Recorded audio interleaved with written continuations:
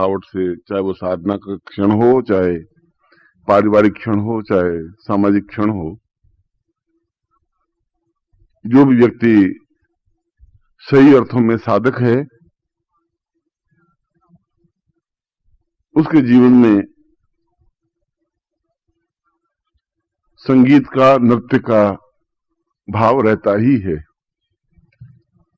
भर्तृहरि ने एक जगह कहा है कि जीवन दो तरीके से बीत सकता है। मूर्ख लोग आपस में निंदा, गाली गलौज करके, बड़े आदमी संगीत और नृत्य का आनंद लेते हुए। और ये जीवन के एक महत्वपूर्ण सोपान है। और यदि आप देखें कि हमारे कवियों ने, ऋषियों ने, साधुओं ने, सन्यासियों ने, योगियों ने, कालिदास, भवभूति, माघ, जो कुछ काव्य रचना की है, उनका प्रत्येक काव्य का प्रत्येक श्लोक अपने आप में इतना अद्वितीय है कि आप एक श्लोक का भी मन में चिंतन करके एक आनंद ले सकते हैं। उस प्रकार का आनंद बुद्धिमान व्यक्ति लेते हैं और दूसरे प्रकार का आनंद सामान्य कोटि के व्यक्ति लेते हैं। हमारे इस शिविर का उद्देश्य केवल इतना ही नहीं है कि हम मंत्र जाप करें या साधना ही करें, या इसके साथ ही साथ हमारे जीवन की वृत्तियां भी उदात्त बने। हमारे जीवन की सुप्त प्रत्येक व्यक्ति संसार में जो पैदा हुआ है, उसको रोना और हंसना तो आता ही है। और यह केवल गुण मनुष्यों को ही प्राप्त है, प्राणियों को ही प्राप्त है। गाय, भैंस, बकरी, ऊंट हंस नहीं सकते, उनमें हास्य का अभाव रहता है। इसलिए जीवन का शाम को भी जब आप भोजन करने बैठें तो आप सब उसमें भाग लें। और हमारे अगले 2-3 दिन जो नवरात्रि के दिन हैं, और हमारे जीवन के जितने भी दिन हैं आगे के, वे सभी दिन अपने आप में मस्ती से भरे हुए हों, चेतना से भरे हुए हों, आनंद से भरे हुए हों। ऐसा ही जीवन अपने आप में सही अर्थों में जीवन कहलाता है। क्योंकि मैंने सुबह प्रवचन में भगवती लक्ष्मी की व्याख्या की थी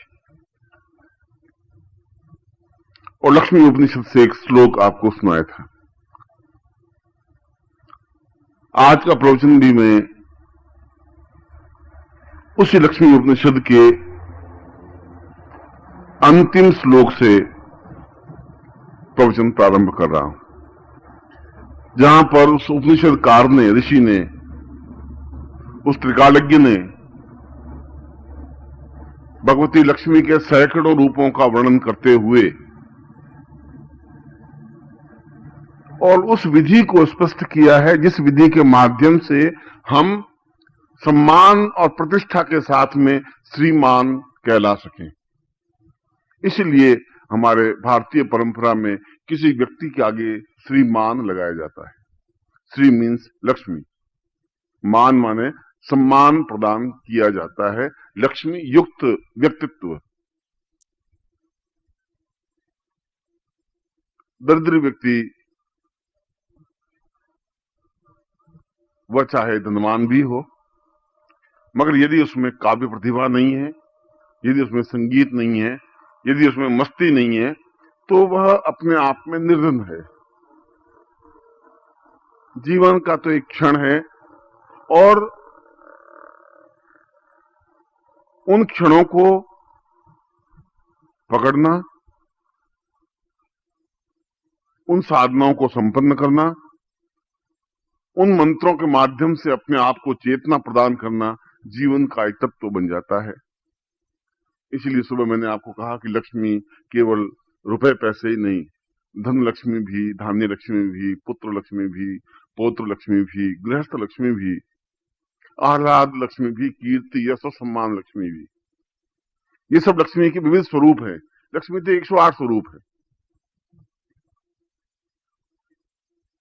इसलिए ऐसे शिष्य या ऐसे व्यक्तित्व जीवन में सफल नहीं हो सकते जो खुद निर्धन रहते हैं। निर्धनता अपने आप में जीवन का एक अभिशाप है। हमारे शास्त्रों में निर्धनता की कहीं पर प्रशंसा नहीं की गई है, कहीं पर कोई वेद में, कोई ऋचा में, कोई मंत्र में निर्धनता को बहुत अच्छा नहीं बताया गया है। जिन्होंने शास्त्र को समझा नहीं, उन्होंने आगे चल करके निर्धनता को एक महान विभूति मान लिया। ये हमारे जीवन की एक बहुत बड़ी कमी रही। हम प्रगति नहीं कर पाए, हम जीवन में कोरे रह गए, अभावग्रस्त हो गए।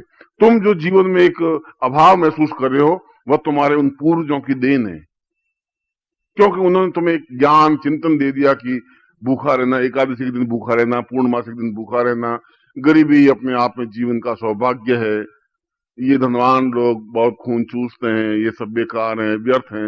इस प्रकार के स्लोगन और शब्द देकर के हमारे जीवन को एक आलसी और अकर्मण्य बना दिया। न तो वशिष्ठ गरीब थे, न विश्वामित्र गरीब थे, न कणाद गरीब थे, न पुलस्त्य गरीब थे। मुझे तो एक भी ऋषि, एक भी सन्यासी, एक भी देवता गरीब नजर नहीं आए। और न पूरे शास्त्रों में कहीं पर भी मुझे ऐसा लिखा हो कि कोई व्रत और उपवास करे भूखे मरना चाहिए। मुझे तो कहीं ऐसा पढ़ने में नजर नहीं आया।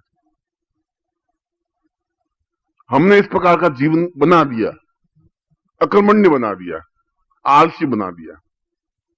और वह आलसी और अकर्मण्य जीवन बहुत धीरे धीरे वापस सक्रिय हो पाएगा। या तो आप में उत्साह होगा, या फिर आप में कोई चेतना देने वाला व्यक्तित्व होना चाहिए, वो एहसास करा सके कि ये तरीका गलत है। ये बुद्ध तक ये बिल्कुल तरीका चला। हम संपन्न रहे, हम ऐश्वर्यशाली रहे, मंदिर बनाए, ऊंचे से ऊंचे मंदिर, ऊंचे से ऊंचे देवालय, ऊंचे से ऊंचे प्रतिष्ठा युक्त बनाए। हमने उसको वैभव को अपने जीवन में रखा। आज भी हम कोणार्क के मंदिर देखें या दूसरे मंदिर देखें या जो भी मंदिर देखें, तो लंबे लंबे मीलों लंबे चौड़े मंदिर हैं। यहां पर तो मंदिर उत्तर भारत में देखें तो आप छोटे से मंदिर हैं। यदि आप दक्षिण भारत में जाके देखें, रामेश्वरम का मंदिर देखें या और दूसरे मंदिर देखें, तो आधा मील लंबा चौड़ा मंदिर। महाबलेश्वरम के मंदिर देखें, क्योंकि उन्होंने उस ऐश्वर्य को स्थापित किया और जीवन का यश और जीवन का सम्मान गीतों के माध्यम से या स्थापत्य कला के माध्यम से ही जीवित रह सकता है। कि हमारे दादाजी ने ये भवन बनवाया, हमारे परदादाजी ने ये मंदिर बनवाया था, हम नहीं कह सकते। इसलिए नहीं कह सकते कि हमारे आगे एक पीढ़ी ऐसी पैदा हो गई जिन्होंने कहा भूखा रहना ही जीवन का सौभाग्य है। 1 दिन व्रत रखना, 2 दिन व्रत रखना, 5 दिन व्रत रखना। महावीर स्वामी के समय में बिल्कुल एक भूखा रहना जीवन का एक सौभाग्य बन गया। कुछ काम करना ही नहीं, बिल्कुल भूखा रहना, और भूखे रहते हुए मर जाना बिल्कुल पुण्यदायक कार्य हो गया। खैर, ये एक लंबा चौड़ा इतिहास का विषय है,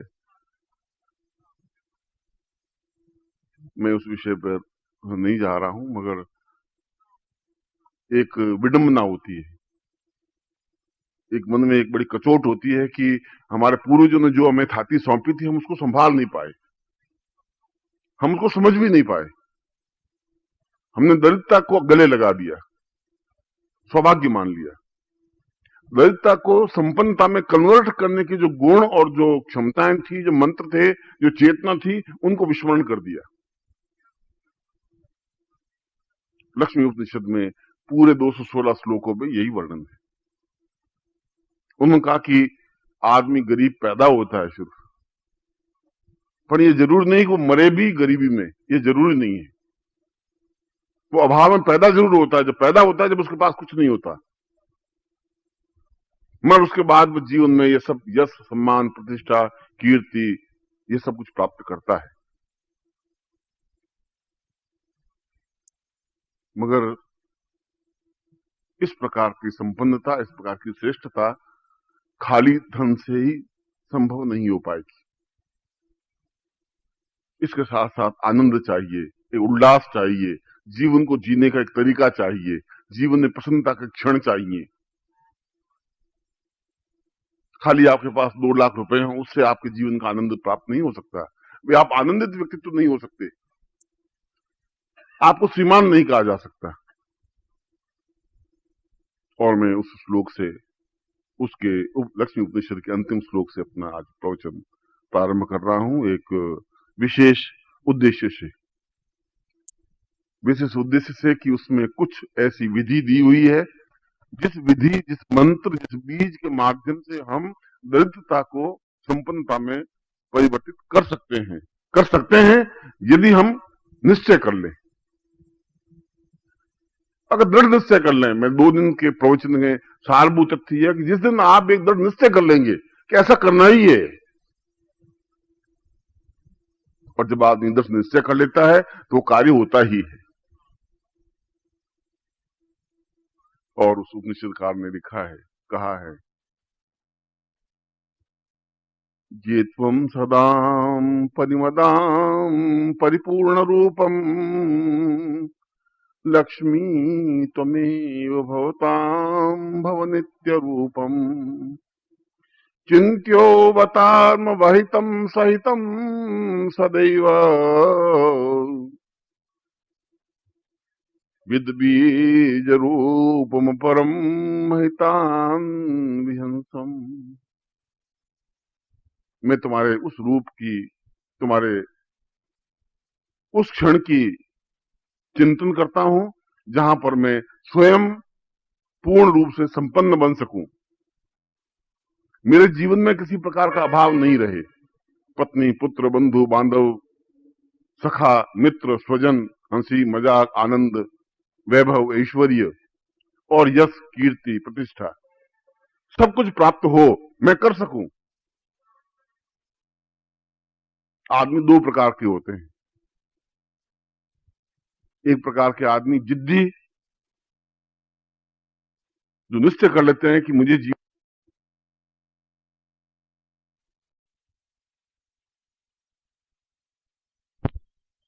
वे उत्तम पुरुष कहलाते हैं।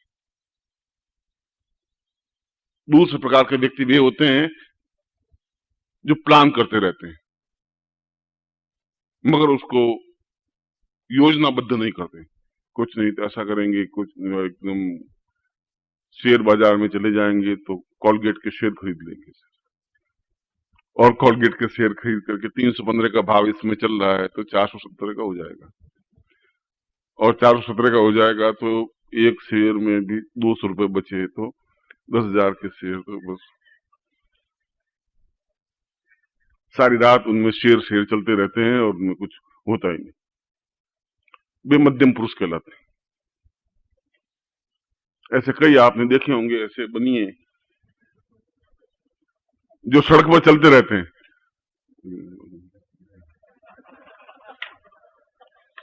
अरे भाई अभी कार से एक्सीडेंट हो जाएगा, मर जाएगा साला, कुछ नहीं, मतलब ये सब गणित वणित करता रहेगा, मगर वो चलते फिरते टोपी उछालते रहते हैं।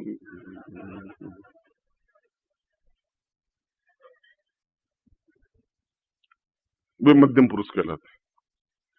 योजना आप उनसे पूछी तो लंबी चौड़ी योजना है, प्लान इतने लंबे चौड़े कि मतलब अब रात को सोए निर्धनता में, सुबह करोड़पति हैं ही, एक से एक अजीब नुस्खे, और उनको कहें आप कुछ करना है कि गुरुजी सब करेंगे, आप बैठे हो, गुरुजी बहुत गरीब है, वो देखिए सब आप बैठे हैं, गुरुजी बस ठीक है, आप कुछ कर लेना गुरुजी। अब भाई तुमने क्या किया गुरुजी, बस सब कुछ नहीं, बेटा नहीं है गुरुजी, आप कुछ कर लेना गुरुजी। अभी तुम्हारा बेटा नहीं है गुरुजी, क्या कर लेंगे, और आप बैठे हैं गुरुजी, आप कर लेंगे।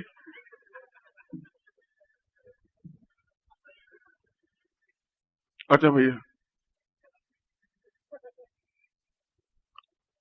और अन्य पुरुष वे कहलाते हैं जिनके प्लान ही नहीं होते बेचारे, जो सोचते हैं कि बस भगवान का दिया हुआ है, अपने कुछ करना ही नहीं है, यावत जीवेत सुखम जीवेत, जैसे पैदा हुए हैं वैसे ही मर जाएंगे, देखा जाएगा साला क्या है, और गुरुजी चाहिए क्या, एक 6 फुट गज जमीन चाहिए साले, सो जाएंगे तान करके साला 4 दिन बाद से।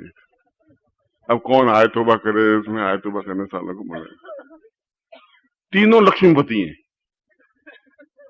मैं तो तीनों को नमन करता हूं।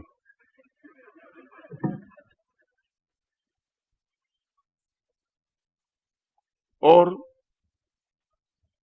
व्यक्तित्व का मतलब ये नहीं, लक्ष्मी का मतलब ये नहीं है कि तुम्हारे जीवन में उस अर्थ को, उस पैसे को ही महत्व दो, सब कुछ बाकी सम्मान प्रतिष्ठा सब कुछ खत्म हो जाए, वह व्यक्तित्व भी कोई जीवन नहीं है।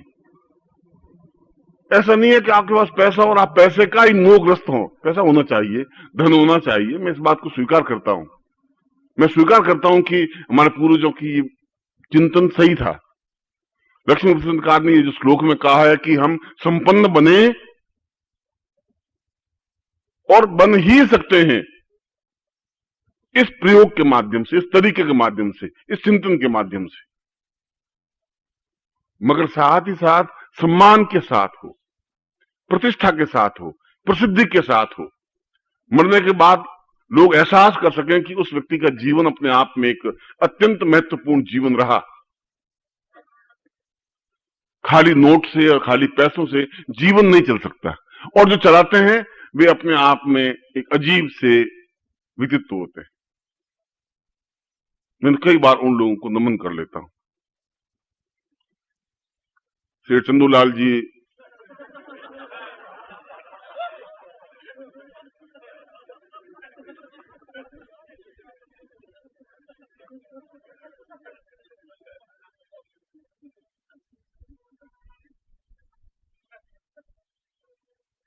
चंदूलाल जी की पत्नी थी और एक बेटे की बहू थी। पत्नी थी 50-52 साल की, बेटे की बहू थी 17, 18, 20, 22 साल की।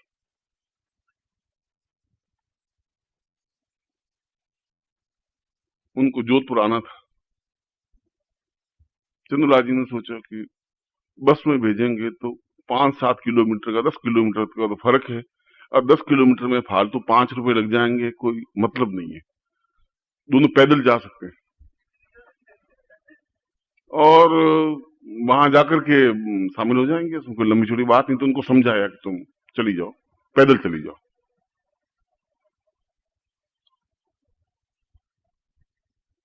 दोनों बेचारी पैदल रवाना हो गई। 2-3 मील चलने जंगल में आया कि कुछ बदमाश मिले, गुंडे मिले। तो चंदूलाल जी की वाइफ को तो छोड़ दिया, बहू को उठा के लेके चले गए।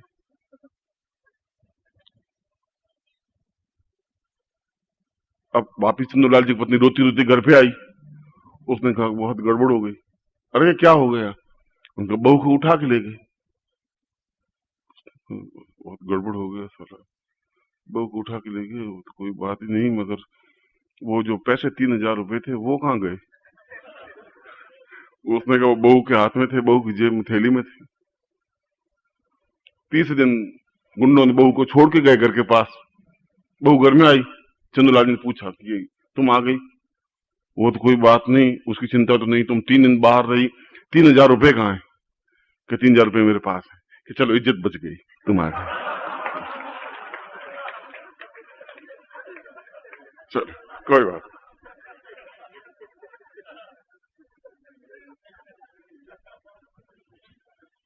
तो वो भी इज्जत बचाते हैं, ऐसी कोई बात।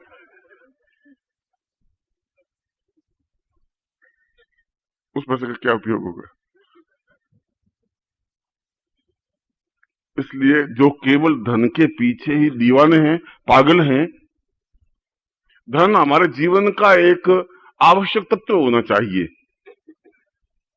और इसीलिए इस श्लोक में कहा है कि कुछ विशेष क्रियाओं से, केवल 2 क्रियाओं से, रासायनिक क्रिया के माध्यम से, यदि कोई शिष्य इस प्रकार का तैयार हो सके कि मैं आपके पास रहना चाहता हूं और रासायनिक क्रिया सीखना चाहता हूं, पाद संस्कार सीखना चाहता हूं, तो वह सीखे। वह भी एक तरीका है। नागार्जुन, भवभूति, इस प्रकार के कई रासायनिज्ञ हुए हैं जिन्होंने उस रासायनिक क्रियाओं के माध्यम से तांबे को या दूसरी धातु को दूसरी धातु में कन्वर्ट किया है। इस बात को तो विज्ञान भी स्वीकार करता है, मगर उसमें भी धैर्य की जरूरत है, एक चिंतन की जरूरत है। और दूसरी बात की कुछ विशेष मंत्रों के माध्यम से, प्रयोग के माध्यम से, और उस विशेष प्रयोग और उस विशेष मंत्र के माध्यम से भी जीवन में हम अपने अभावों को दूर कर सकते हैं, मंत्रों को दूर कर सकते हैं। मैंने आज सुबह अपने प्रवचन में कहा आकस्मिक धन प्राप्ति प्रयोग के माध्यम से।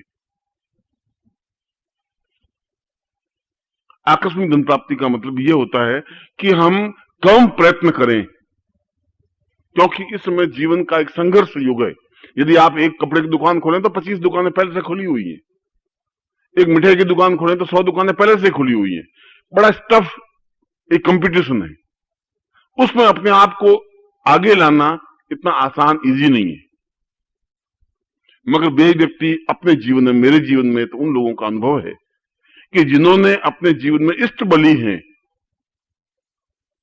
और व्यापार किया है, जिनके मन में मंत्रों के प्रति एक धारणा है, चिंतन है, गुरु के प्रति एक धारणा है, इष्ट के प्रति धारणा है, देवताओं के प्रति धारणा है, वे निश्चय ही सफल और संपन्न होते हैं। क्योंकि कोई भी मंत्रे तीर्थे द्विजे देवे देवज्ञे भेषजे गुरु यादसी भावना यस्य तादसी फलितम मया। आपकी जितनी भावना है, जितना अटैचमेंट है, उतनी आपको फल मिल सकता है। मंत्र वो का वो है। यदि आप उसमें आपकी आस्था ही नहीं है, हम मस्जिद के पास में से निकल जाते हैं, हमारा हाथ झुकते ही नहीं, बिल्कुल पास में से निकल जाते हैं, हमारे मन में कोई चिंतन पैदा होता ही नहीं। और वही अगर मुसलमान मस्जिद के पास में जाएगा तो सिजदा करेगा, एकदम गर्दन झुक जाएगी उसकी। ये दोनों में क्या है? मस्जिद तो वो की वो है, उसमें उससे दीवार के प्रति आस्था है, हमारी आस्था नहीं है। वो अगर मंदिर के पास में से जाएगा तो उसका सिर झुकेगा ही नहीं, मन में कोई भावना ही पैदा नहीं होगी, पवित्र भाव आएगा ही नहीं, पास में से निकल जाएगा। जैसे मेरे मकान से आपके मकान के पास में से निकला है, उसी प्रकार से देवालय हो, चाहे मंत्र हो, चाहे गुरु हो, और चाहे कोई चीज हो, यदि आपका उसके प्रति पूर्ण आस्था है, आस्था के साथ यदि आप उस मंत्र जाप करते हैं और लक्ष्मी उपनिषद का भी उस प्रयोग को भी संपन्न करते हैं, तो निश्चय ही इस प्रकार का मंत्र फलप्रद होता है, फलप्रद ही लाभ देता है।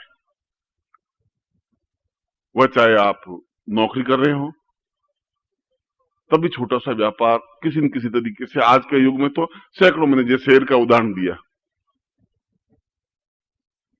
शायद आपको शेयर मार्केट का पूरा ज्ञान कम है या ज्यादा है मैं नहीं कह सकता हूं, मगर इस पिछले मार्च 1 अप्रैल से लगा करके इस मार्च में कम से कम लोगों ने जो बिल्कुल गए बीते थे वो 20-20 लाख रुपए कमा चुके शेयर में उछल आने से। कहीं बिजनेस की लंबी चौड़ी उसमें व्याख्या, थोड़ा दिमाग की जरूरत है, थोड़ा कोई रास्ता मिलना चाहिए, थोड़ा एक उत्तम पुरुष बनने की क्रिया होनी चाहिए, निष्क्रिय जीवन नहीं होना चाहिए। बिल्कुल 24 घंटे हम अपने ही रोना ही रोते रहेंगे, अपनी ही परेशानी में रोते रहेंगे, हम अपनी चिंताओं में डूबे रहेंगे, पति पत्नी में झगड़ते ही रहेंगे, तो उसके जीवन में जहां कला है वहां जीवन में लक्ष्मी प्राप्त नहीं हो सकती। इसलिए कहीं न कहीं मेंटली एडजस्टमेंट भी करना पड़ेगा, एक दूसरे के प्रति एक सामीप्यता भी आनी पड़ेगी, एक दूसरे की क्रियाओं को समझना भी पड़ेगा। मैं आपको उस प्रयोग को संपन्न पहले करवा देता हूं, जो लक्ष्मी से संबंधित प्रयोग है उसकी व्याख्या पहले समझा देता हूं, और व्याख्या समझने से आपको एक क्रिया समझ में आएगी कि उस क्रिया के माध्यम से किस प्रकार से आप उस लक्ष्मी की प्राप्ति प्रयोग संपन्न कर सकते हैं। उसके लिए आप नौकरी करने वाला को जरूर नहीं व्यापार करेगा ही, आज जो नौकरी कर रहा है वो कल व्यापार करे, ऐसा संभव हो नहीं सकता, न गुरु बता सकता है। जो व्यापार कर रहा है वो अपने आप में उसको कोई दूसरी क्रिया करे, ऐसा संभव नहीं हो सकता, 2 क्षण में ऐसा संभव नहीं है, मगर कोई न कोई रास्ता जरूर निकल जाता है। उस रास्ते के माध्यम से जीवन में अनुकूलताएं प्राप्त आ सकती है। आप नौकरी के तरीके से भी सैकड़ों आकस्मिक धन प्राप्ति के प्रयोग हैं, लक्ष्मी प्राप्ति के प्रयोग हैं। वह चाहे व्यापार के माध्यम से हो, वह चाहे नौकरी के माध्यम से हो, वह चाहे लॉटरी के माध्यम से हो, वह चाहे घुड़दौड़ के माध्यम से हो, वह चाहे शेयर मार्केट में उछाल के माध्यम से हो, और भी सैकड़ों मीन्स हैं जिसके माध्यम से जीवन में धन की प्राप्ति संभव हो सकती है। और इस प्रकार से उत्तम श्रेष्ठतम रूप से धन को प्राप्त करने में कहीं कोई बुराई नहीं है। उस धन को प्राप्त करके आप उसका उपयोग कैसे करते हैं उस पर डिपेंड है।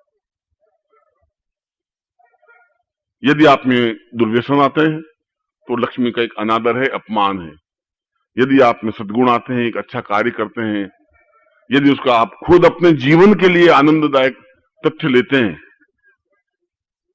यदि जीवन को सही ढंग से क्रियात्मक करते हैं, उसी को जीवन में क्रियात्मक पक्ष, जीवन का चिंतन में पक्ष कहते हैं। आज सुबह मुझे अभी 15 मिनट पहले पत्नी ने पूछा कि ये धर्मपत्नी का मतलब क्या होता है। तो पत्नी तो समझ में आया, धर्मपत्नी क्या होती है? क्या धर्म में भाई बेच देते हैं? मैं कहा ये मतलब नहीं है, तुम समझती नहीं हो। पत्नी सीधी खड़ी रहती, अकड़ी हुई, बिल्कुल। आदमी बेचारा झुक सकता है, वो तो मजबूर है। जब धर्म का मामला आता है वो आगे की ओर झुकी होती, वो धर्म।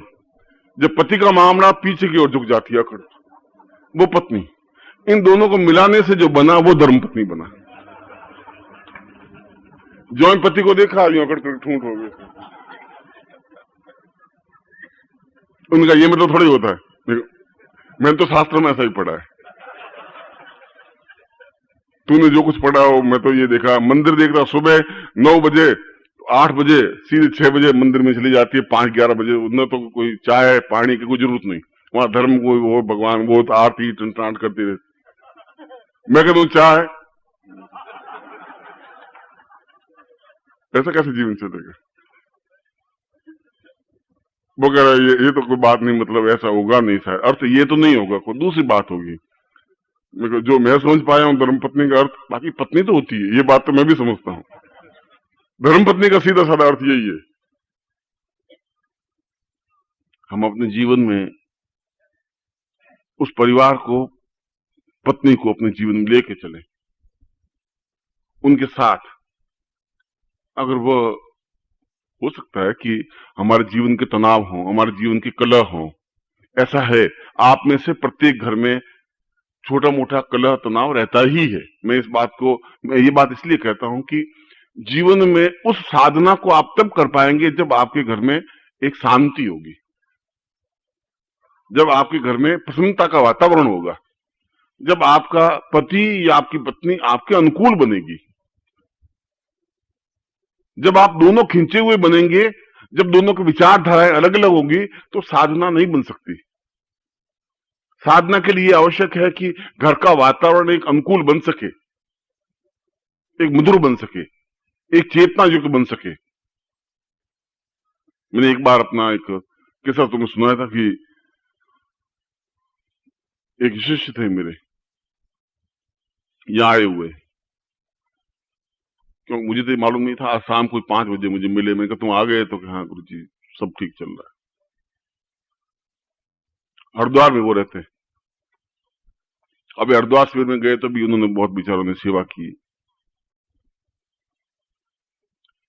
ये तो खैर इस बार की बात, उससे पहले 3-4 साल पहले उन्होंने कहा गुरुजी आप हरिद्वार मेरे जरूर आइए, आप हरिद्वार जरूर आइए गुरुजी, आप मेरे घर में जरूर आइए, आप मेरे घर में आपको आना ही है। तो एक बार मन में विचार आया, मैं कहा चलो गंगा स्नान कर ही ले। पत्नी को कहा कि यहां से गाड़ी जा ही रही है, दिल्ली पहुंच गए, थोड़ा सा गंगा स्नान कर लें। फिर सोचा कहाँ नरसिंह सराय में ठहरे या कहाँ ठहरे। मैंने कहा चलो वो शिष्य है, उस शिष्य के यहाँ ठहर जाते। उस शिष्य के यहाँ ठहर गए। बेचारा बहुत सेवाभावी, उसने गुरुजी के लिए जो कुछ एक चिंतन कर सकता था वो चिंतन किया। शाम को आया ही नहीं। 7 बज गए, 8 बज गए, 9 बज गए, 10 बज गए, वो पत्नी बेचारी घर में, मैं भी शर्मिंदा, पत्नी से क्या बात करूं, मैं उसको बात करूं भाई क्या है, तो डिच डिच करती रहे, कुछ आवाज ही नहीं हो, निकले ही नहीं मुंह से उसके। वो कुछ 12:30 बजे आया। मैंने कहा भले आदमी, मैं तेरे घर आया हूं और तुम फिर रात को 12:30 बजे आया। उनका गुरु जी बहुत प्रॉब्लम है, अब आप ठहरिए 2 मिनट।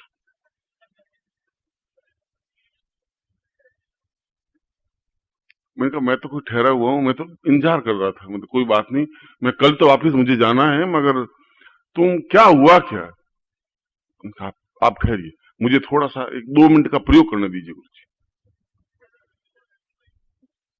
हो गया साहब, पानी की बाल्टी भर के मेरे सामने रखी। मैंने कहा रात को 12 बजे के दिन, और पति ने मेरी तरफ घूर के देखा। मैंने कहा भाई अब शिष्यों के हाथ में पड़ गए हैं, कोई भरोसा नहीं। अब शिष्य के तो जो उसकी मन की इच्छा है वो कुछ होगा ही।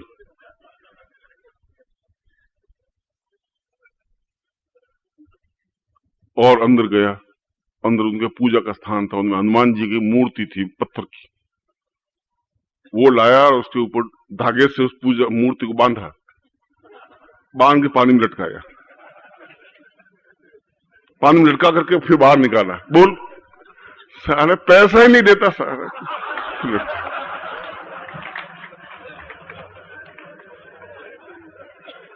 फिर पानी में डुबोया बाल्टी में, फिर बाहर निकाला।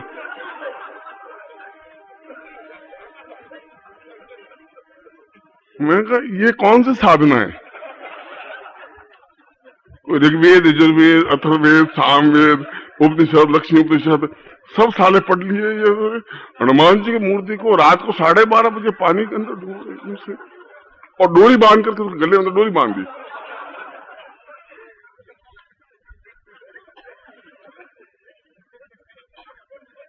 पत्नी का कमाल है, आप कुछ रोकते नहीं हो और आप कह रही आपके शिष्य हैं।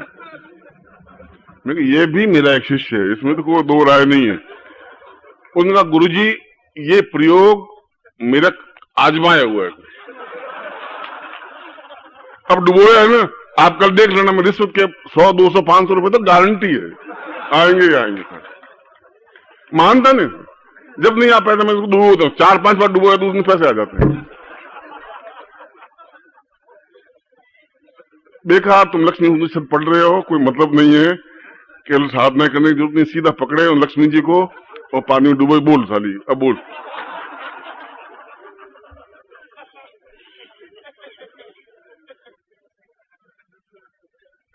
मैंने कहा भाई मैंने शिष्य तो बहुत देखे।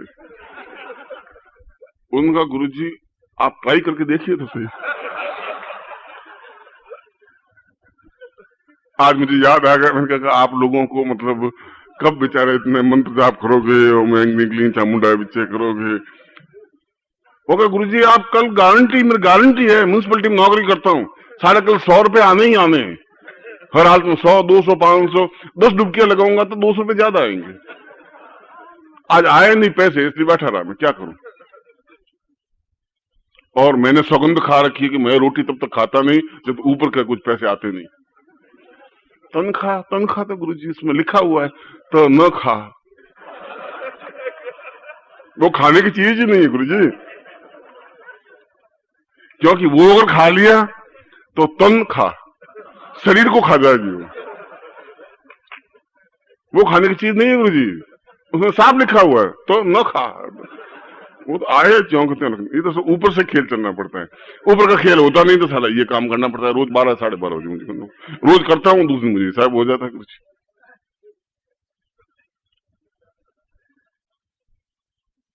क्या मेरे जीवन में तो सैकड़ों शिष्य मिले हैं, और मैं तो वास्तव में अपने आप को सौभाग्यशाली समझ रहा हूं। इसलिए सौभाग्यशाली समझ रहा हूं कि विचित्र जीव हैं, विचित्र शिष्य हैं। एक शिष्य ने रात को 12:30 बजे मुझे स्नान करवा दी। सन्यासी जीवन में था मैं, और दुबला पतला था एकदम से। गर्मी के दिन थे, और गर्मी के दिनों में मैं किसी शिष्य के यहाँ गया, गांव में गया, मैंने कहा आज इसके यहीं रुक जाते। रुके। गर्मी में बहुत परेशान था, वो कुम्हार था जाति का। उसने कहा गुरुजी ऐसा करिए, आप बहुत गर्मी है, आप आराम से मैं ठंडा पानी ले आता हूं, और आपने मुझे एक बार दीक्षा दी थी, आप भूल गए शायद। पिछली बार जब आए थे तो ओम परम तत्वा नारायणाय गुरुभ्यो नमः मंत्र दिया था, मैं जब करता हूं। और मेरे घर में सब समृद्धि है, सुख सौभाग्य है, घर में पत्नी है, बच्चे हैं, सब कहना मानते हैं। और उसने ठंडी पानी की बाल्टी भर करके मुझे दिया, आप स्नान कर लें, कपड़े बदल दें, फिर मेरी पत्नी भोजन बना रही है, आप भोजन कर लें। मैं बड़ा खुश हुआ। उस गांव में 2-3 लोगों को दीक्षाएं दी थी, उसको तो दी थी, एक और व्यक्ति था, उसको भी दीक्षा दी थी जब मैंने दी थी। तो गर्मी के दिन थे, स्नान वान किया, ठंडे पानी स्नान किया, बिल्कुल मन को तन को बड़ी तृप्ति से मिली। उसके बाद में उन्होंने बाजरे के रोटे सोगरे वगैरह बनाए, खाया वाया, नींद आ गई। मैंने आशीर्वाद दिया कि तुम्हारा कल्याण हो, तुम सुखी रहो। और मैं दूसरे दिन उस गांव से मुझे जाना था, चला गया। फिर 2-4-5 महीने में वापिस निकल रहा था, पोष महीना था सर्दी का। तो मैंने सोचा कि पिछली बार उस शिष्य के यहां रुक गए हैं, इस बार इस शिष्य के यहां रुक जाते। उसने भी कहा था गुरुजी इस बार आओ तो आप जब भी आओ मेरे घर भी रुको, गुरुजी आप मेरे घर का आतिथ्य स्वीकार करो। उसके यहां रुक गए।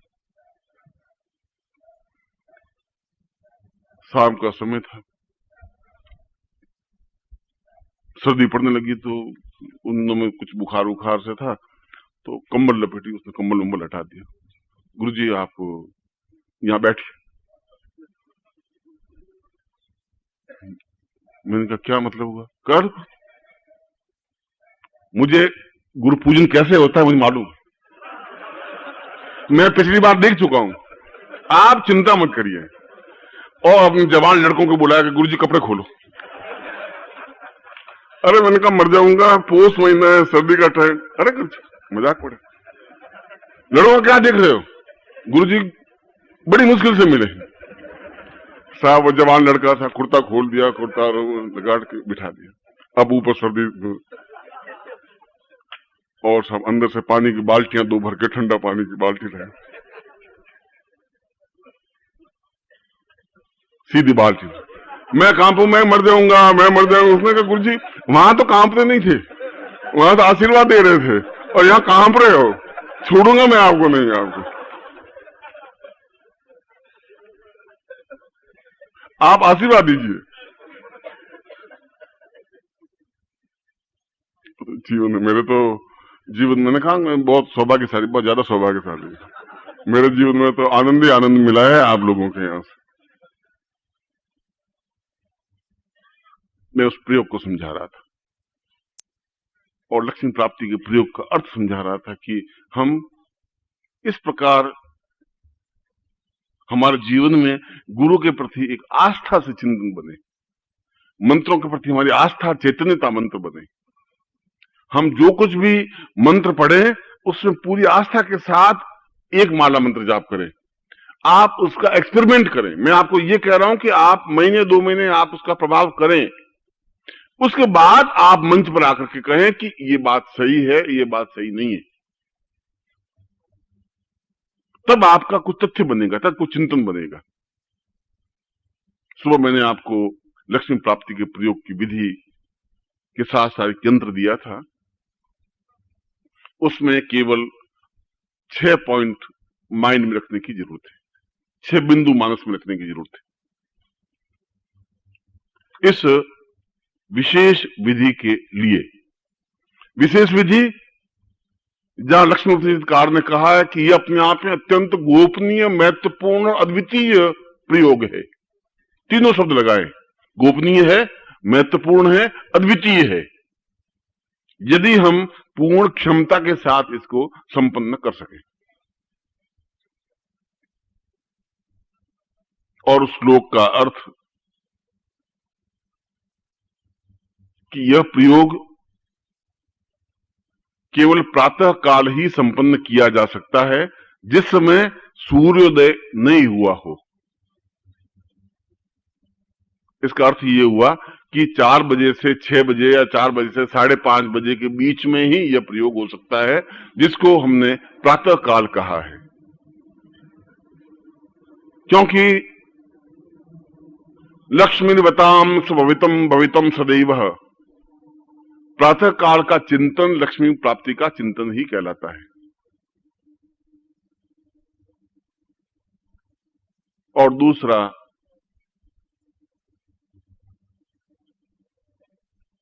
शुद्ध पीत वस्त्र, पीले वस्त्र धारण किए हुए हो, पीला आसन हो, उत्तर की ओर मुंह हो, और सामने घी का दीपक लगाया हुआ हो, जिसकी लौ आपकी तरफ हो।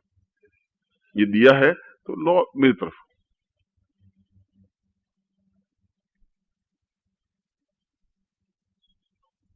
तीसरा बिंदु, इसमें कमल गट्टे की माला का प्रयोग यदि किया जाए तो ज्यादा उचित रहेगा, जो कमल के बीजों की माला होती है।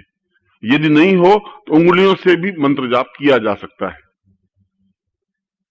मगर लक्ष्मी यंत्र अपने सामने दीपक और आपके बीच में स्थापित हो, पीले वस्त्र पर चावलों की ढेरी बना करके। इसका मतलब यह हुआ कि एक पीला बाजोट बिछाया हुआ हो, जिसमें पीला कपड़ा बिछाया हुआ हो, उसमें चावलों की ढेरी रखी हुई हो, उसके ऊपर वो यंत्र स्थापन हो, यंत्र के उस साइड में दीपक हो, इस साइड में आप बैठे हो।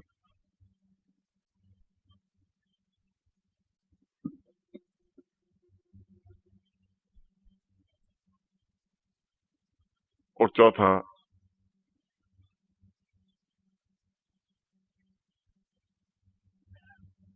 इस प्रयोग को करने से पूर्व एक दिन पहले किसी हरे पेड़ की जो प्रयोग है, किसी हरे पेड़ की कोई टहनी, कोई डाली, कोई छोटी सी पत्ती ला करके उस पूजा स्थान में रख दें कि आप जिस प्रकार से हरे हैं, ठीक उसी प्रकार से मेरे जीवन में लक्ष्मी प्राप्ति का उदय हो। इसका मतलब है कोई एक हरी डाली वहां जाकर के स्थापन होनी चाहिए। शाम को आपका निर्णय हो कि मैं सुबह ये पूजन, ये प्रयोग करूंगा। और पांचवा प्रयोग, आप और आपकी पत्नी, यदि पत्नी नहीं हो तो आप प्रयोग करें। यदि आपके वश के अनुकूल हो, आप दोनों के विचार मिलते हो, तो आप दोनों मिलकर के प्रयोग करें। उस प्रयोग को संपन्न करें। और छठा, उसने मंत्र कहा है, इस मंत्र का 11 माला मंत्र जाप करें केवल 3 दिनों तक। और वे 3 दिन हैं, या तो शुक्रवार से आगे के 3 दिन,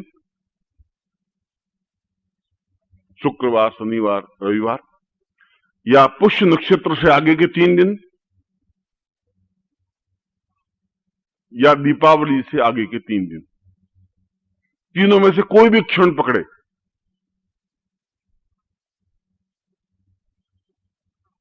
मैं सोचता हूं कि इन सारे 6 पॉइंट्स में ऐसा कोई पॉइंट नहीं है जो अपने आप में कोई डिफिकल्ट हो, ऐसा कोई बात नहीं है, सरलता से किया जा सकता है।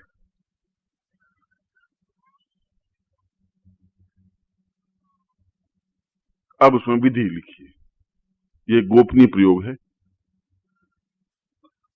ये एक महत्वपूर्ण प्रयोग है।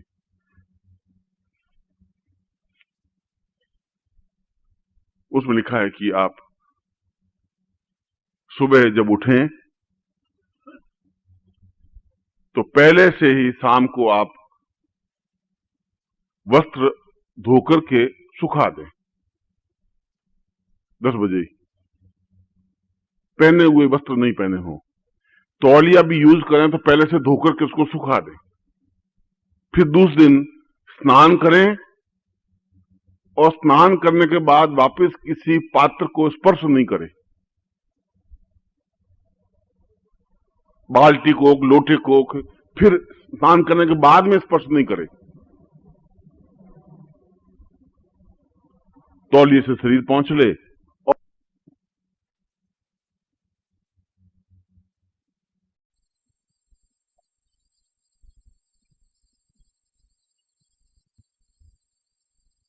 धोती ओढ़ लें, पीली धोती।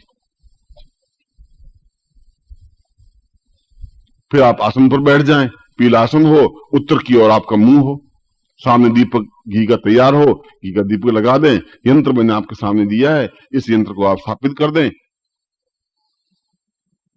कमलगट्टे की माला हो और आप में भावना हो, चिंतन हो।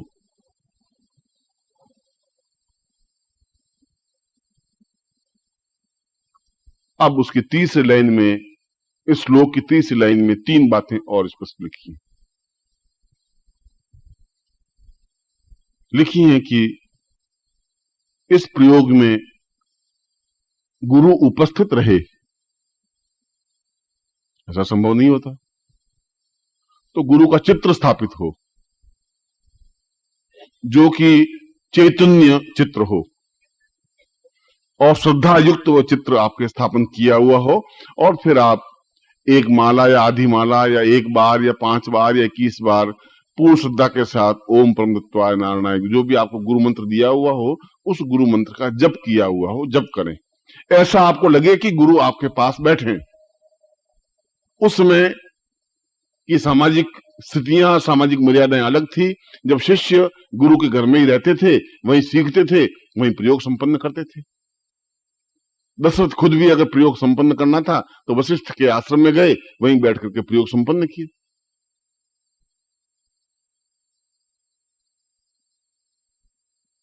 दूसरा, लक्ष्मी का चित्र अपने आप में स्थापित हो,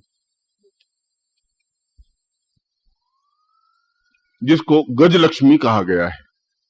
गजलक्ष्मी का मतलब है कि ऐसे चित्र बाजार में मिल जाते हैं जो हाथी जल लेकर के लक्ष्मी के ऊपर डाल रहे हों,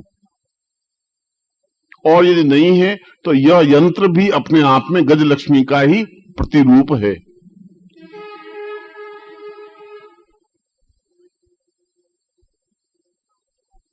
फिर उसके बाद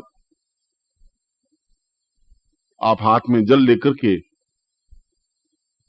ये संकल्प करें कि मैं ये 3 दिन अनुष्ठान के रूप में यह प्रयोग संपन्न कर रहा हूं, जिससे कि मेरे जीवन की दरिद्रता, हिंदी में बोल जाए। उसमें संस्कृत चलती थी, संस्कृत में श्लोक बनते थे और संकल्प संस्कृत में होते थे। अब आजकल हिंदी चल रही है तो आप हिंदी में बोल सकते हैं। वह तो एक एग्रीमेंट है आपकी और देवता के बीच में कि मैं इसलिए इस कार्य को संपन्न कर रहा हूं, और जल इसलिए कि जल की साक्षी में मैं ये बात कर रहा हूं कि मैं इसमें न्यूनता नहीं रखूंगा इस मंत्र जाप में, क्योंकि ये प्रत्यक्ष देवता है। सूर्य प्रत्यक्ष देवता है, अग्नि प्रत्यक्ष देवता है, जल प्रत्यक्ष देवता है। यजुर्वेद में कहा है कि अग्नि देवता, वायु देवता, सूर्यो देवता, चंद्रमा देवता, वसुओ देवता, आदित्य देवता। अब उन देवताओं की जहां गणना की है तो वहां सूर्य को देवता कहा है, सूर्य प्रत्यक्ष है। ये देवता तो प्रत्यक्ष है ही। इंद्र को आप नहीं देख पाए, या कुबेर को आप नहीं देख पाए, या लक्ष्मी को आप नहीं देख पाए, मगर आप जल को, आप अग्नि को, आप सूर्य को तो प्रत्यक्ष देख ही रहे।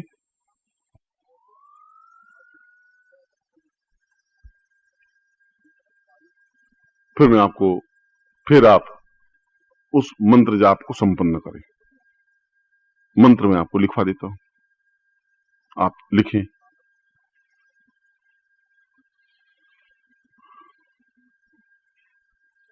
कल ये मंत्र बोर्ड पर भी लिखा हुआ होगा, क्योंकि हो सकता है आपसे अशुद्धि हो जाए, तो बोर्ड पर भी उस मंत्र को देख सकते हैं। अभी तो आप इसको लिख दें। इस मंत्र में 11 बीज हैं, एकादश लक्ष्मी बीज युक्त मंत्र है। बीज का मतलब है कि एक ही अक्षर में सैकड़ों मंत्रों का समावेश हो, उसको बीज कहते हैं। ये नीम का पेड़ जो आपको पीछे दिखाई दे रहा है, ये एक छोटा सा बीज है इसके मूल में। उस बीज को आज से 5 साल पहले जमीन में गड़ गया था, फिर उसके ऊपर पानी गिर गया, फिर उसके ऊपर खाद गिर गई, आज इतना बड़ा पेड़ बन गया। और पूरा पेड़ उस बीज के अंदर समाहित है। उस बीज में, उस पेड़ में डिफरेंस कुछ नहीं है, रासायनिक डिफरेंस है। हम उसको पेड़ कह रहे हैं, मैं उसको बीज को बीज कह रहा हूं। और बीज में उतनी सारी संभावनाएं थी जो एक पेड़ में संभावनाएं होती हैं। हम उस बीज के अंदर छिपे हुए पेड़ को देख नहीं पाए थे क्योंकि हमारी आंखों में उतनी ताकत नहीं थी। आज उस पेड़ को देख रहे हैं, इसलिए इस बीज में जो अर्थ है उसको हम देख नहीं पा रहे हैं, पर उसमें भी उतना ही विशाल उसका अर्थ है, चिंतन है। मंत्र मैं पहले लिखवा देता हूं, फिर मैं उच्चारण करवाऊंगा, फिर प्रयोग करवाऊंगा। लिखेंगे आप ओम, मैं दूसरी बार बोलूंगा नहीं, आप नोट कर लेंगे, न आप बीच में पूछेंगे क्या है साहब, ओम ओम क्या है, ऐसा ऐसा कुछ नहीं, आप बोर्ड पे देख लेना यदि आपको कुछ समझ में नहीं आए। ओम एंग, फिर आगे लिखिए रिंग, ह और र मिला हुआ रिंग, फिर श्रींग, फिर चौथा बीज है हलीम, ह और ल मिला हुआ ऊपर बिंदी अनुस्वार हलीम, फिर पांचवा बीज है ब्लॉम, आधा ब और लॉम, ब्लॉम, फिर आगे लिखिए गजलक्ष्मी,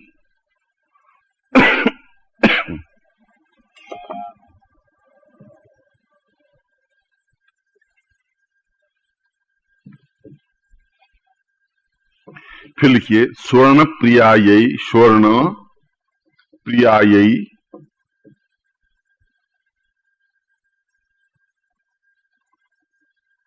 फिर लिखिए आगच्छ आगच्छ,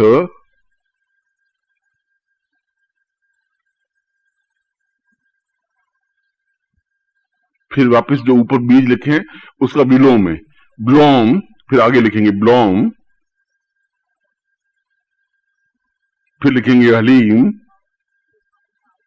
ह और ली मिली हुई, फिर लिखेंगे श्रीम, फिर लिखेंगे रीम, फिर लिखेंगे एंग, फिर लिखेंगे ओम। ये अपने आप में कंप्लीट एक मंत्र है। अब मैं 3 बार आपको उच्चारण करवाऊंगा इसका। यदि आपके लिखने में कोई त्रुटि रही होगी तो बोर्ड पर अभी लिखा हुआ होगा, आप इसको शुद्धता से लिख दें। फिर भी यदि आपकी किसी प्रकार की शंका हो तो आप मुझे कल लिख करके पूछ लें।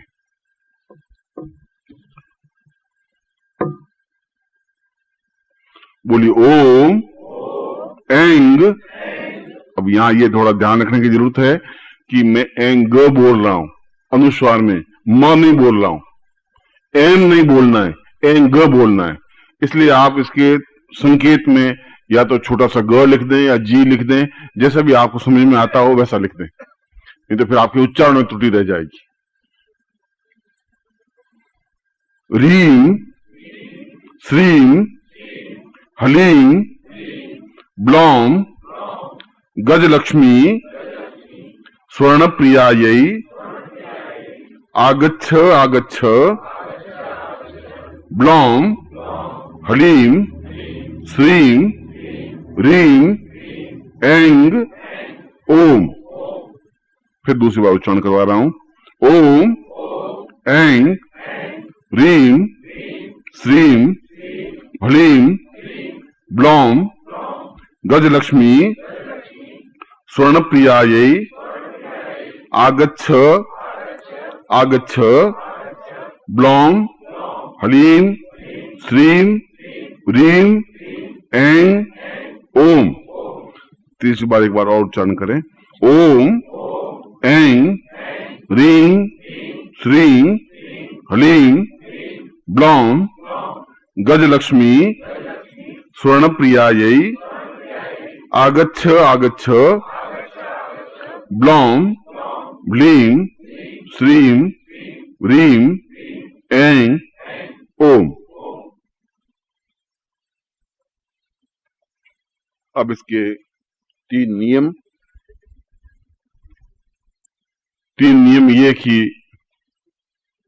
ये 3 दिन का प्रयोग है और नित्य 101 माला मंत्र जाप होता है।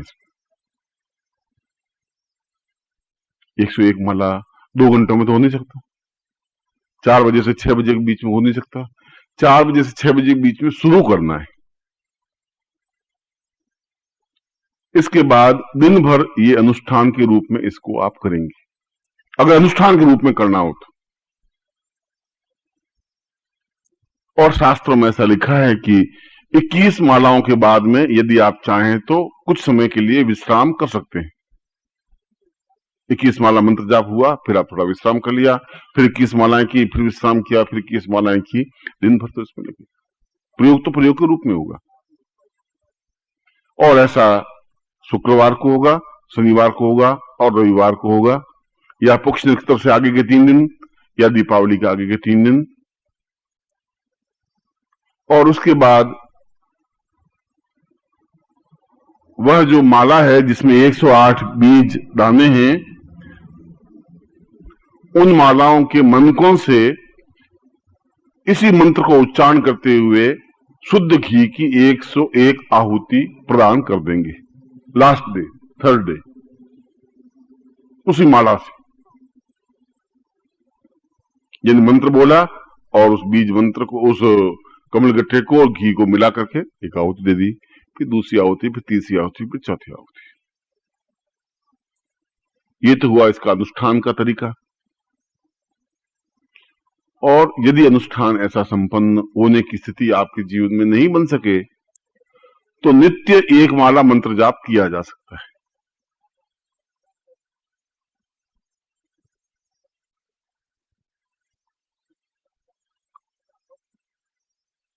और इसमें जब रात्रि को शयन करते समय आपको जो संकेत मिले, संकेत तो अवश्य मिलेंगे, क्योंकि ये अपने आप में तांत्रिक प्रयोग है, खाली मंत्र प्रयोग ही नहीं है। ये अपने आप में पूर्ण चैतन्य प्रयोग है, इसलिए उन्होंने कहा ये गोपनीय प्रयोग है। इसलिए जिस तरीके से जो संकेत मिले उस तरीके से काम करने पर आकस्मिक धन प्राप्ति होती ही है। इसलिए इसमें कोई बहुत डिफिकल्ट जैसी क्रिया नहीं है, इसमें कुछ ऐसा प्रयोग नहीं है जो बहुत तकलीफदायक हो सके। पूरे जीवन को देखते हुए 3 दिन अपने आप में कोई बहुत महत्वपूर्ण अभाव नहीं है। और इसके अलावा भी यदि आपको समय मिल सके तो दिन भर में यदि आप 1 माला मंत्र जाप कर सकें, या 5 बार उच्चारण कर सकें, या 11 बार उच्चारण कर सकें, तब भी आपका पूरे दिन में कई काम आसानी से सुविधापूर्वक संपन्न हो जाएंगे। आप इसको एक्सपेरिमेंट करें, किसी व्यक्ति से मिलने से जाने से पहले आप 5 बार इसको उच्चारण करें, 10 बार उच्चारण करें, फिर आप उससे मिलिए। आप देखेंगे कि आपके काम अनुकूल होने लगे। जिसको कन्विंस करना है, प्रभाव युक्त बनाना है, वह इस मंत्र के प्रभाव से प्रभाव युक्त होता है। चाहे आपकी दुकान हो, चाहे आपका ब्यूटी पार्लर हो, चाहे आपकी नौकरी हो, चाहे आपकी जो भी चीज हो। इस प्रकार के मंत्र को कागज पर लिख करके भी स्लोगन के रूप में अपने पूजा स्थान में रख सकते हैं। और घर की दरिद्रता मिटाने के लिए भी इसी प्रयोग को बताया गया है कि हाथ में सरसों, पीली सरसों लेकर के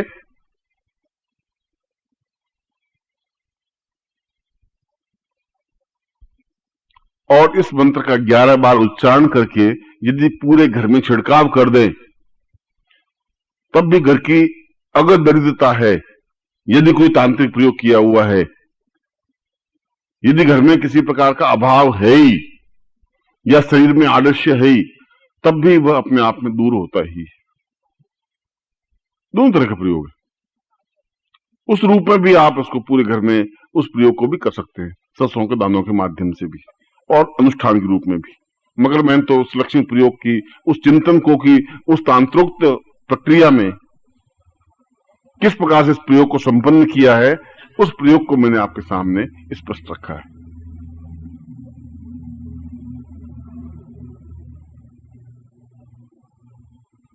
कल प्रातःकाल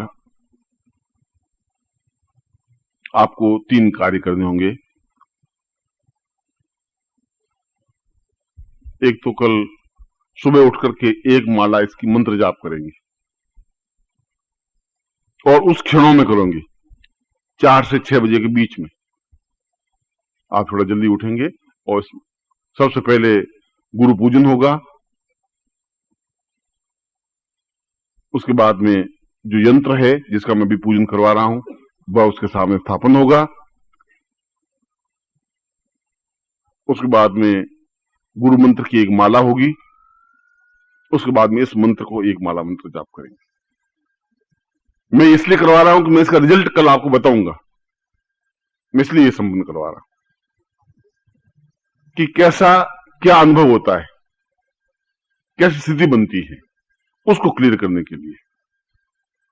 और इस नवरात्र के दिनों में नवार्ण मंत्र का जाप तो आपको इस पत्रिका में दिया हुआ है। इसके अलावा इस पैम्पलेट में गज लक्ष्मी प्रयोग दिया हुआ है, स्वर्ण लक्ष्मी प्रयोग दिया हुआ है, 2-3 लक्ष्मी के प्रयोग और दिए हुए हैं, और ये प्रयोग दिया हुआ कि लक्ष्मी का पूजन कैसे करते हैं इस पैम्पलेट में दिया हुआ है।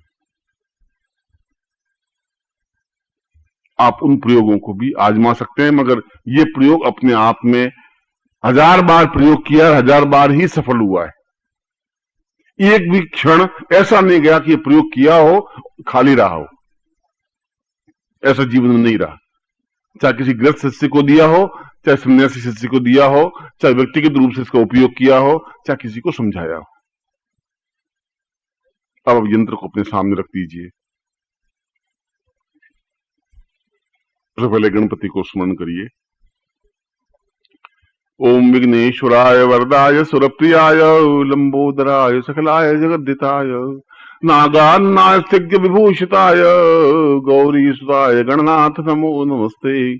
भक्तार्थिनाशन पराय गणेश्वराय सर्वेश्वराय शुभराय सुरेश्वराय विद्याधराय विकटाय च वामनाय भक्त प्रसन्न वरदाय नमो नमस्ते। नमस्ते ब्रह्म रूपाय विष्णु रूपाय नमः, नमस्ते रुद्र रूपाय करी रूपाय नमः, विश्वरूप स्वरूपाय नमस्ते ब्रह्मचारिणे भक्त प्रियाय देवाय नमस्तभ्यं विनायक लंबोद नमस्तभ्यं सत्यम मोदक प्रिय निर्विघ्नं कुरु मे देव सर्वकार्येषु सिद्धिदः त्वां विघ्न सत्तुलने च सुंदरेति भक्त प्रियेति सुखदेति वरप्रदेति विद्याप्रदेतु हयेति च स्तुवन्ति तेभ्यो गणेश वरदो भवनित्यमेव अनयाम पूजयाम सांगाय शपरिवाराय सायुधाय सशक्तिकाय रिद्धि सिद्धि सहितम महागणपतिम मम ग्रहे मम देहे मम स्थाने स्थापयामि नमः। तत्रादु श्रीमन् महा जोड़ दीजिए। श्रीमन् महागणाधिपते नमः, लक्ष्मी नारायणाभ्याम नमः, उमा महेश्वराभ्याम नमः, सची पुरंदराभ्याम नमः, मात्र पितृ चरण कमलेभ्यो नमः, इष्ट देवताभ्यो नमः, कुल देवताभ्यो नमः, ग्राम देवताभ्यो नमः, स्थान देवताभ्यो नमः, वास्तु देवताभ्यो नमः, वाणी हिरण्यगर्भाभ्याम नमः, सची पुरंदराभ्याम नमः, सर्वेभ्यो देवेभ्यो नमः, सर्वेभ्यो ऋषिभ्यो नमः, ब्राह्मणेभ्यो नमो नमः। तत्रादो शिखाबंधनम चोटी की गांठ लगा दीजिए। मानस्तो कितनये मान आयुमानो गोखमानो अश्वेमानो वीरांद्रभामिनो वज्रे हकविंत समित्वा हवा महे संकल्पम कुर्यातः। आत्म जल लीजिए। ओम भारतवर्षे भरतखंडे जम्बूद्वीपे शालिवांसा के जोधपुर नगरे ताम पूर्वशाम अधास्मानं सकृते कल्याण ताम दीर्घा सा चिंतयामि ममासाम गुप्त गोत्रे त्वां पूर्वा अथास्मानं चिंतयामि नमाति लक्ष्मी सा पूर्वा एतास्मानं कल्याण त्वां पूर्वा मम सुख सौभाग्य धन धान्य यश प्रतिष्ठा ऐश्वर्य अभिवर्धे ताम आकस्मिक धन प्राप्ति गज लक्ष्मी प्रयोगार्थ होती अमुक गोत्रोत्पन्नो। हम अपना गोत्र का उच्चारण, यदि आपको गोत्र अपना स्मरण नहीं हो तो भारद्वाज गोत्र उत्पन्न हो। अमुक शर्मा, हम अपना नाम बोलिए। ताम गुरु साक्षिणे जल साक्षिणे अग्नि साक्षिणे ताम पुरुष्याम ताम म यंत्र विशेष यंत्र रूपेण ताम आकस्मिक प्राप्ति म ग्रहे सुख सौभाग्य ऐश्वर्यम विवर्धये ताम पूर्ण चैतन्यम ताम तुभ्यम संपर्ददेहे। छोड़ दीजिए। अब वो आपके सामने जो यंत्र है उस यंत्र को जल से स्नान करवाइए, और जल आपके पास में नहीं है तो मंत्रों से। ओम वरुणश्योतम महासी वरुणो वरुणश्य ऋत सदन्यसी वरुणश्य ऋतसदमासीद पय स्नानम समर्पयामि नमः।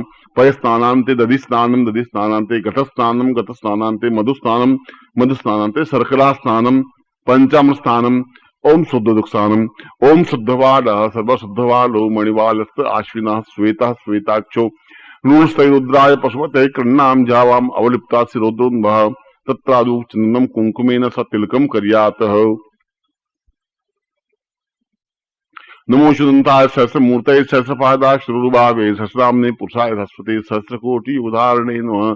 महालक्ष्मी मम गृहे आगच्छ दरिद्र विनाशाय साम सुख सौभाग्यम ऐश्वर्यम विवर्धये ताम पूर्व चैतन्य रूपेण साम तुभ्यम संप्रदे। पुष्पम समर्पयामि न पुष्पान्ते धूपम दीपम च नैवेद्यम तांबूलम प्रदक्षिणाम संपादित अदु प्राण प्रतिष्ठाम कुर्यातः। अब उसको अपने दाहिने हाथ में ले लीजिए, उस यंत्र को। हाथ आपका सीधा होना चाहिए और आपकी दृष्टि उस यंत्र के ऊपर रहनी चाहिए।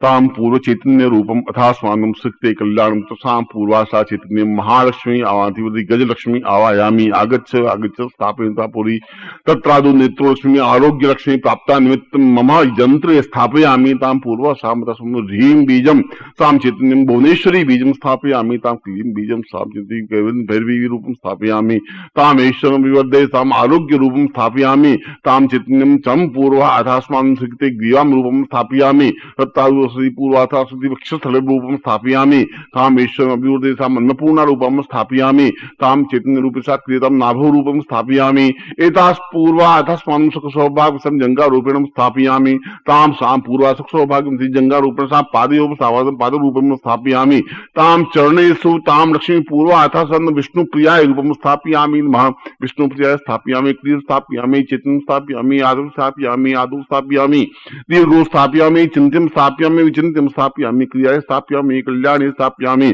आत्म प्रियाय स्थापयामि मम लक्ष्मी स्थापयामि दैतन्यं स्थापयामि चैतन्यं स्थापयामि जड़तां स्थापयामि दारिद्र्य विनाशाय स्थापयामि शून्य प्रियाय स्थापयामि शून्य चैतन्य स्थापयामि देव प्रियाय स्थापयामि देव चैतन्यं स्थापयामि लक्ष्मी प्राप्त्यै स्थापयामि आगे से स्थापयामि पुत्र लक्ष्मी स्थापयामि पौत्र लक्ष्मी स्थापयामि धन लक्ष्मी स्थापयामि धान्य लक्ष्मी स्थापयामि कीर्ति लक्ष्मी स्थापयामि पुत्र पौत्र लक्ष्मी स्थापयामि वाहन लक्ष्मी स्थापयामि वाहन पूर्व स्थापयामि सर्वत्र लक्ष्मी एक शतष्टोत्तरम साम एतस्मात् सा चिंतयामि पूर्व साम रीम प्राण सा पूर्व प्राण प्राण ये जीव ये देह ताम पूर्व साम क्षीर सागरो संभूतम मां पूर्व विष्णु प्रियाय आगच्छ मम यंत्रे स्थापयामि स्थापितो पूर्वति मम चिरकाल रूपेण समस्त रूपेण मम ग्रहे स्थापयामि सा समस्त दुख दारिद्र्य भावभाति पूर्वा निश्चिति साम सुख सौभाग्य धन धान्य प्रतिष्ठा ऐश्वर्य अभिवर्धये ताम गुरु साक्षिणे गुरु मंत्र रूपेण साम बीज मंत्र रूपेण साम चित्नामि तुभ्यम संपर्दे। और इसको नीचे स्थापन कर दीजिए, फिर हाथ जोड़ दीजिए। विष्णु प्रियाय वल्लभाय ताम चैतन्य रूपेण अधास्मानं सकृते कल्याण ताम पूर्वाशांति बोधि शतष्टोत्तरम रूपेण साम ग्रहे साम पूर्ण साक्षी रूपेण चिर साक्षी रूपेण सा कल्याण साक्षी रूपेण ऐश्वर्य साक्षी रूपेण अविधम साक्षी रूपेण ऐश्वर्यम साक्षी रूपेण पूर्ण प्रतिष्ठाम साक्षी रूपेण कीर्ति यश लक्ष्मी स्थापित रूपेण सा चैतन्यम परिपूर्ण अथास्मानं गुरु रूपेण सा निखिलेश्वरनांति नानद सीमा सा चैतन्यम परिपूर्ण अथास्मानं सा मम समस्त अभाव दारिद्र्य विनाशाय दरिद्रम विनाशाय पूर्व तुभ्यम संपर्दे। एतस्मानं गुरु प्रार्थयेत गुरु ब्रह्मा गुरु विष्णु गुरुदेवो महेश्वरा गुरु साक्षात परब्रह्म तस्मै श्री गुरु चरणकमलेभ्यो नमः।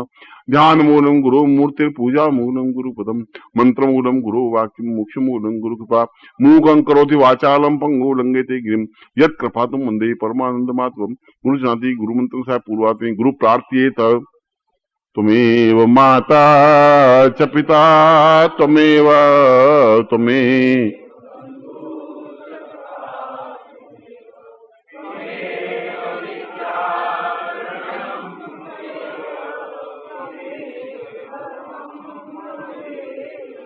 आनंद के साथ में त्वमेव माता च पिता त्वमेव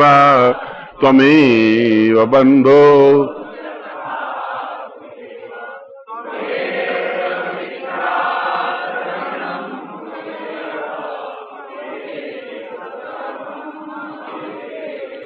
अत्यंत आलाप है। त्वमेव माता च पिता त्वमेव बंधु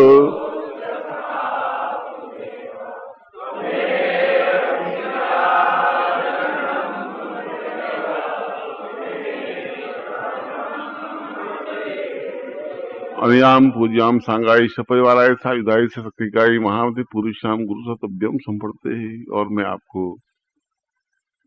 नवरात्र के इस पर्व पर हृदय से आशीर्वाद देता हूं कि आपके जीवन की जड़ता, अभाव और बाधाएं, परेशानियां, कठिनाइयां और समस्याएं हमेशा हमेशा के लिए दूर हो सकें, और दूर होंगी ही, है ही, क्योंकि जब मैं आपके साथ में हूं तो फिर आपको किसी बात की चिंता करने की जरूरत नहीं।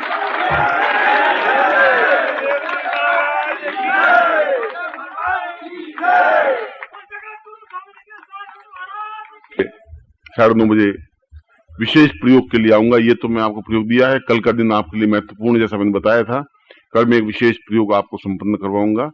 मैं सुबह आप बिल्कुल शुद्धता के साथ में जिस प्रकार से प्रयोग करते हैं, मगर उससे पहले ये प्रयोग संपन्न हो जाना चाहिए।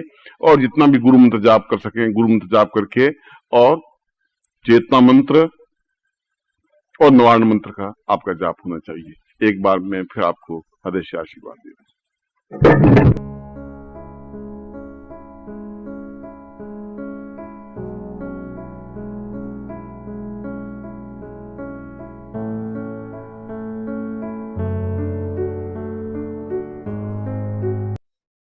ओम परम तत्वाय नारायणाय गुरुभ्यो नमः।